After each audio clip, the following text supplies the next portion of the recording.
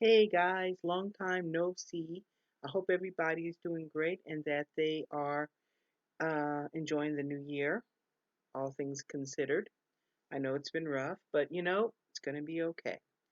And tonight I would like to talk about an herb that is so common, I didn't think about talking about it because it is that common. Tonight we're going to talk about lavender. I'm going to take the lid off here.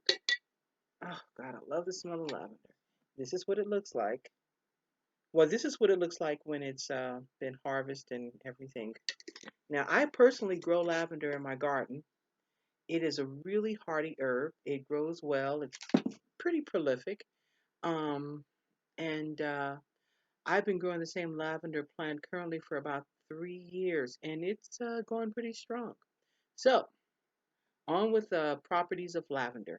First of all, lavender is a masculine herb. Its planetary is Mercury, and its elemental is air. Not a surprise. And lavender is used in love spells. Okay, love spells. And I'm going to read directly from our trusted Cunningham's book. All right, here we go. Lavender. It has folk names of elf leaf, nerd, nerdeus, and spike. Okay, and its powers is love, protection, sleep, chastity, hmm, longevity, purification, happiness, and peace. All right. Now I'm trying to explain some of these already to you. Lavender is used in a lot of love spells because of the smell, and it's considered a seductive smell.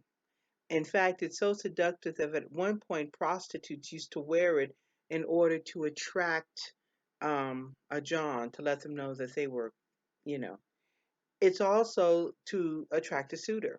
Now, this is the part that I always thought was kind of a weird little flip. If you mix lavender with rosemary, according to the folklore of the Middle Ages, it was to protect a woman's chastity. Go figure. Okay, it's also protection in a home. So if I were to take, say, lavender and burn it through my house, it would induce peace and feeling of purification of my home and keeping just that nice tranquility in my house. Um, Also, you can scatter the leaves all over the house in order to keep also purification there. So magically, I think that lavender is just something that I've always kept in my herb collection. I've never thought about not having lavender.